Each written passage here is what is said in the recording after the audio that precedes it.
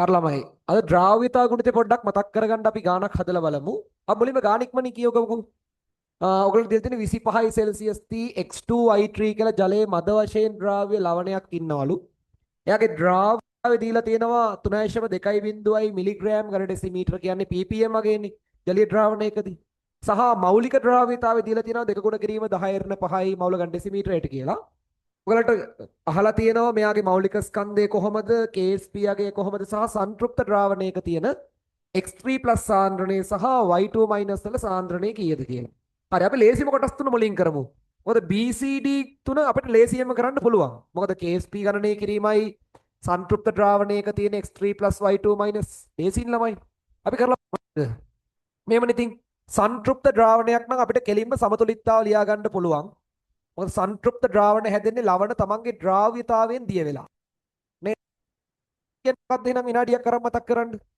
ද්‍රාව්‍යතාවය කියන්නේ සංතෘප්ත ද්‍රාවණයක් හැදෙනකන් දිය වෙන්න පුළුවන් උපරිම ප්‍රමාණය. හරි එතකොට මෙයාගේ ද්‍රාව්‍යතාවය අපි දන්නවා නම් එයා මගින් මෙයා ද්‍රාව්‍යතාවය අපි දන්නවා නම් එයා මගින් ඇති කරන X3+ සාන්ද්‍රණය කියන්නේ ඒ වගේ දෙගුණයක්. ඒ කියන්නේ 4 ගුණ කිරීම 10^5 මෞල ඝන ඩෙසිමීටරයට Y2- සාන්ද්‍රණය කියන්නේ ඒ වගේ 3 ගුණයක් 6 ගුණ කිරීම 10^5 මෞල ඝන ඩෙසිමීටරයට. එහෙනම් අපිට කෙලින්ම කියන්න පුළුවන් C ප්‍රකාශනයේ සම්පූර්ණයෙන් වැරදි. හරිනේ? Y2- සාන්ද්‍රණය 6 ගුණ කිරීම 10^5 කියන එක ගැටලුවක් නැහැ. ඒකත් නිවැරදි කියලා ගන්න පුළුවන්. හරි අපි දැන් B ප්‍රකාශනයේ ගාවට එමු. අපි නියම මේකට KSP ප්‍රකාශනය. KSP සමානයි X3+ වල සාන්ද්‍රණයේ සම්පූර්ණ වර්ග වතාවක් Y2- වල සාන්ද්‍රණයේ ඝණය. එතකොට මෙතන එනවා 4 ගුණ කිරීම 10^5 මෞල ඝන ඩෙසිමීටරයට කියන එකේ වර්ගයයි ආයෙත් මෙතන එනවා 6 ගුණ කිරීම 10^5 මෞල ඝන ඩෙසිමීටරයට කියන එකේ ඝණයයි. හරිනේ?